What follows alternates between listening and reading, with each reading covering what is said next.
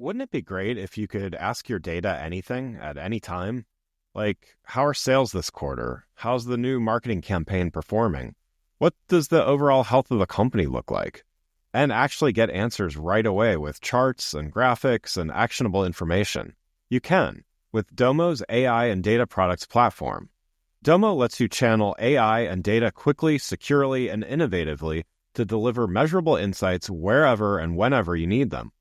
Anyone on your team can use Domo to easily prepare, analyze, visualize, automate, and distribute data, all amplified by AI. Domo goes beyond productivity. It's designed to transform your processes, helping you make smarter and faster decisions and drive real growth. All powered by Domo's trust, flexibility, and years of expertise in data and AI innovation. The world's best companies rely on Domo to make smarter decisions. See how Domo can help transform yours. Learn more at ai.domo.com. That's ai.domo.com. Welcome to Season 5 of the Agile Brand with Greg Kihlstrom, where we talk with enterprise and technology platform leaders about the people, processes, and platforms that make marketing and customer experience successful, scalable, and sustainable. This is what creates an Agile brand.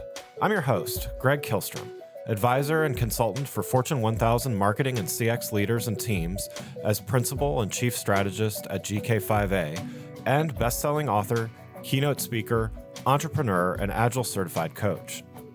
The Agile Brand Podcast is brought to you by TEKsystems, an industry leader in full-stack technology services, talent services, and real-world application. For more information, go to teksystems.com. To sign up for the Agile Brand newsletter and get the latest insights and articles on marketing technology and CX, or to purchase a copy of my latest book, House of the Customer, go to gregkihlstrom.com. You can also find all my books on Amazon and other retailers. And now on to the show. I'm excited to bring you the latest in a multi-part series sponsored by Contrast & Co., an award-winning brand strategy and marketing communications agency determined to build the most strikingly different brand experiences anywhere. Today, we're going to talk about creating a strikingly different brand, why it's so important, as well as the cost of inauthenticity in branding. To help me discuss this topic, I'd like to welcome Dharma Pachner, founder and chief creative officer at Contrast & Co. Dharma, welcome to the show.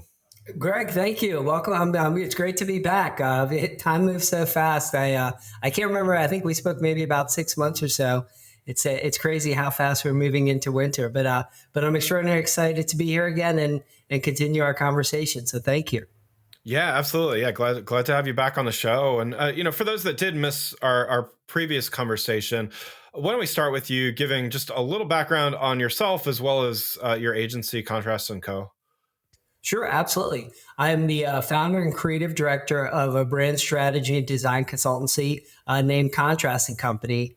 At the core, we're an agency predicated on the idea that what makes you different is what makes you effective.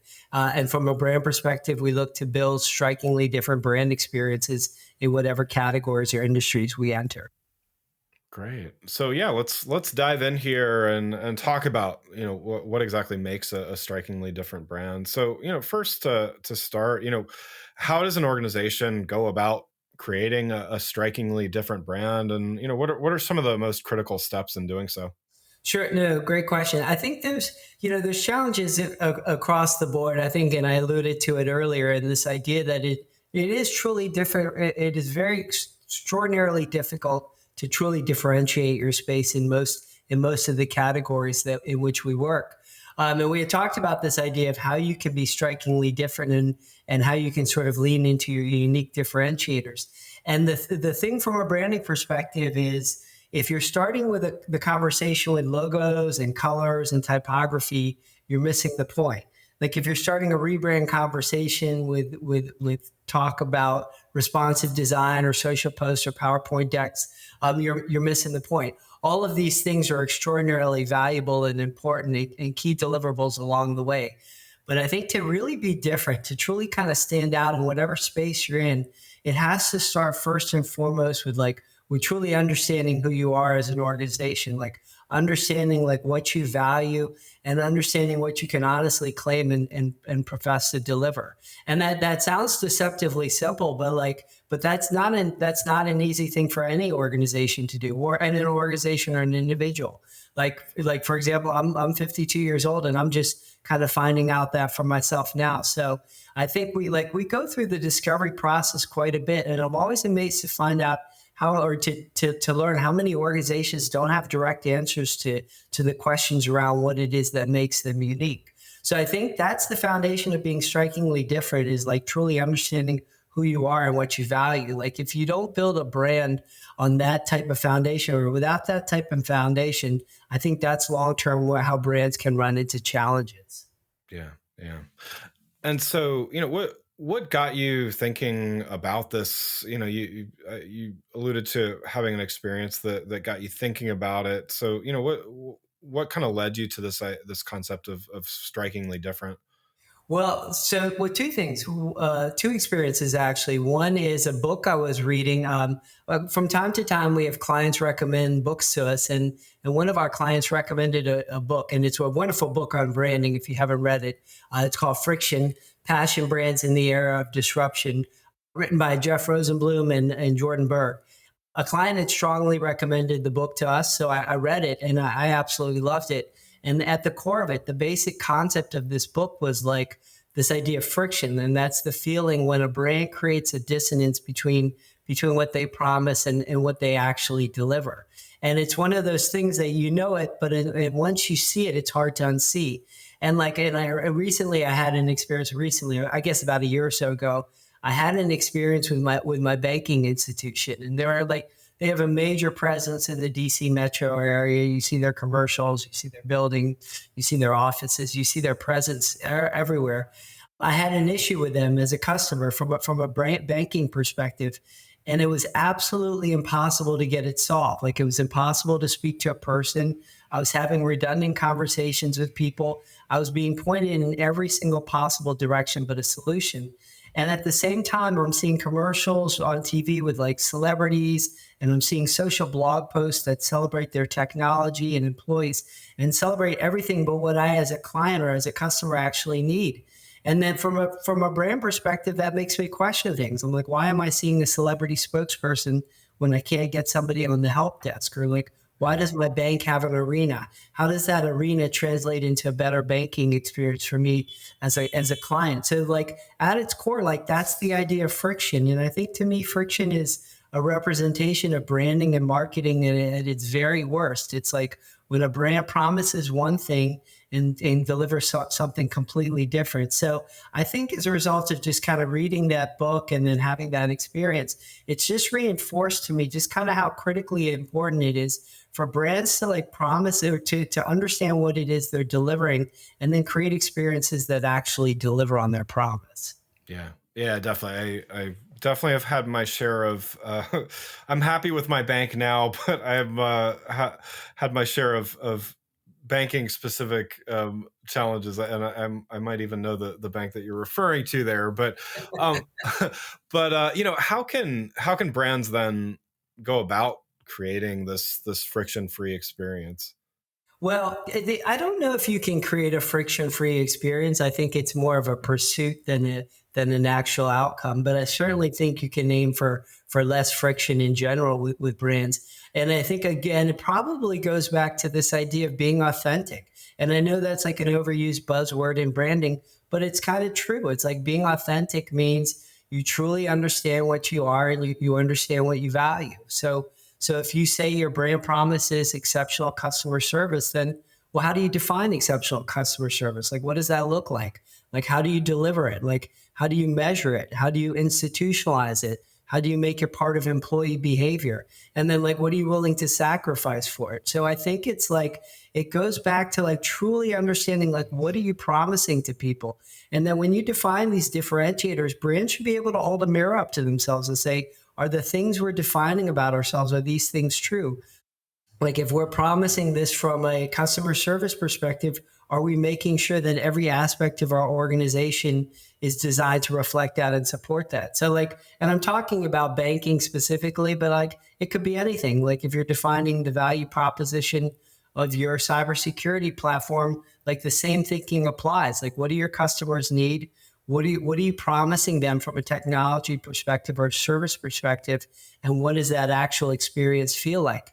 And I think the more aligned those things become, the better the brand experience we get, the better the brand experience can be. So I think to answer your question, how do you go about creating friction-free experiences? It begins by kind of truly understanding what it is you value. Like, that's the base.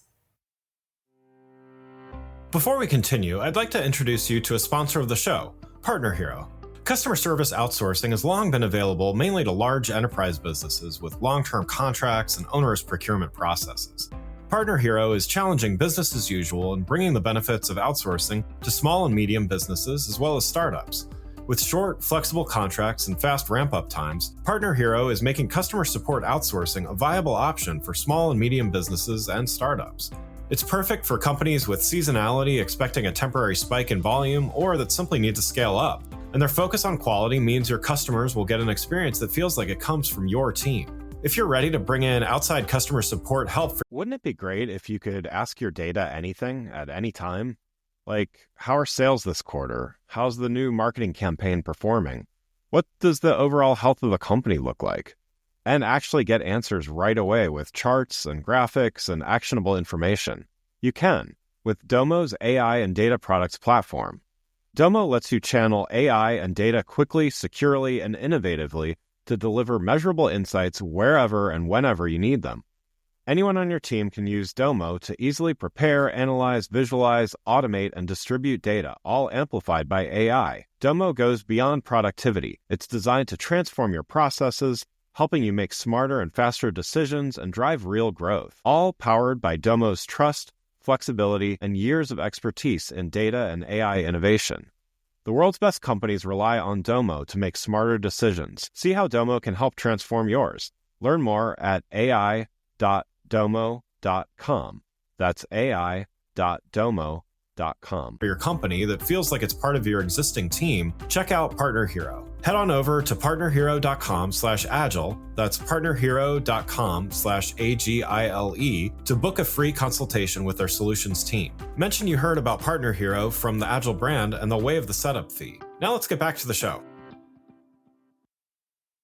And so, for this to be I think there's a lot of brands, a lot of organizations out there that say, we love our customers and customer experiences is super important to us. And, it's things that are put in PowerPoints and set at meetings and things like that. But, the real, where it really matters is, if they act on it. But I think in order to act on it, it's got to matter to, there has to be real impacts to the business if they don't have a good experience, and they need to be able to tangibly see that. So what do you think it costs an organization when their brand and values are not aligned? I think it depends on a lot of different factors, but in some cases it's incalculable. Like for example, like let's go back to this bank example. Like I'm stuck from the time being using them. I've got all, everything sort of set up. And like from the outside, like our relationship looks pretty successful, but as a customer, as a client, like I have zero goodwill towards them. And every time I see their marketing, I think to myself, well, that's not true at all. Like I'm experiencing your brand and it doesn't feel at all like this piece of, collateral I got in the mail. So like, I won't recommend them. I won't actively seek them out.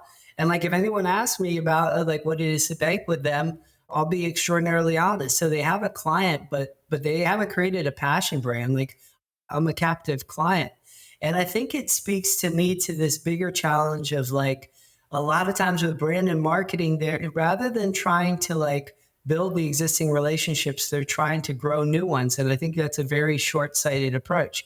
So again, going back to like when you create this dissonance, like when people expect a certain type of experience and you deliver something different to them, that's a challenging thing to have. And I think what happens is you stack up enough of these frictions over and over and over again, you lose the passion behind the brand. And then after you lose the passion, you don't start trusting the organization. Like you don't trust people that don't stick to their word.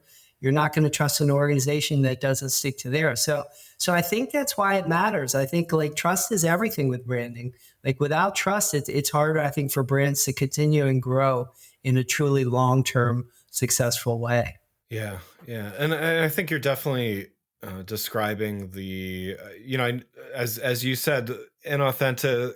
It's certainly used a lot, but it doesn't mean it's not true, right? But that it's certainly, I think you're describing the challenge with being inauthentic. What's the bigger opportunity here?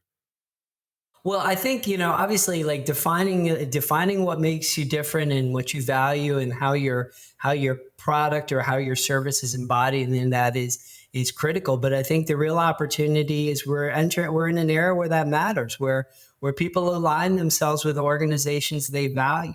Like they choose organizations and they stay with organizations and they recommend organizations and they swear by organizations and they put bumper stickers of organizations, of brands that reflect their mindset or that reflect their purpose, like brands that are able to ladder up to a bigger idea or a bigger picture concept. Like those are the brands that I think like create like true passionate relationships when you can get that type of alignment.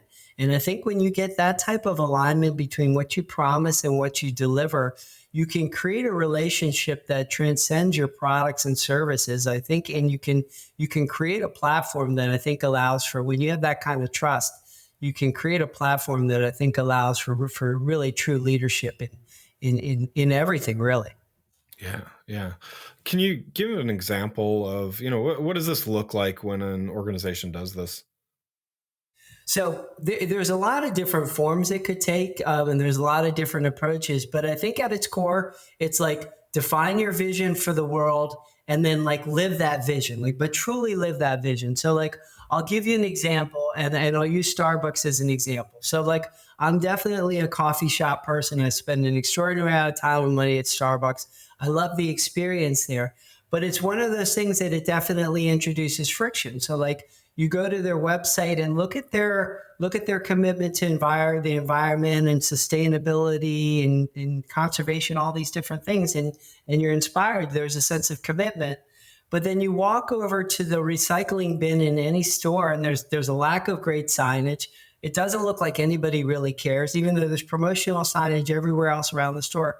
There's no signage designed to teach or to encourage good sort of behaviors environmentally. So it's one of these things where like they're a $32 billion company. They could reinvent recycling, or they could be doing all these things behind the scenes. But like from a customer perspective today, there's no evidence of any of that stuff.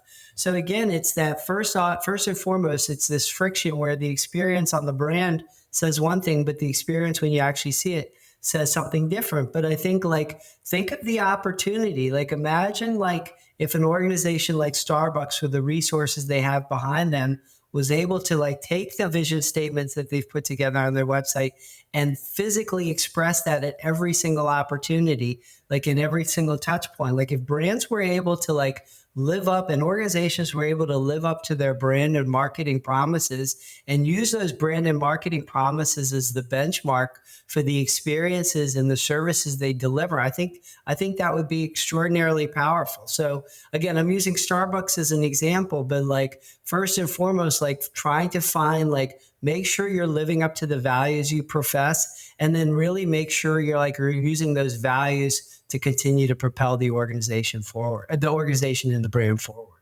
Yeah, yeah.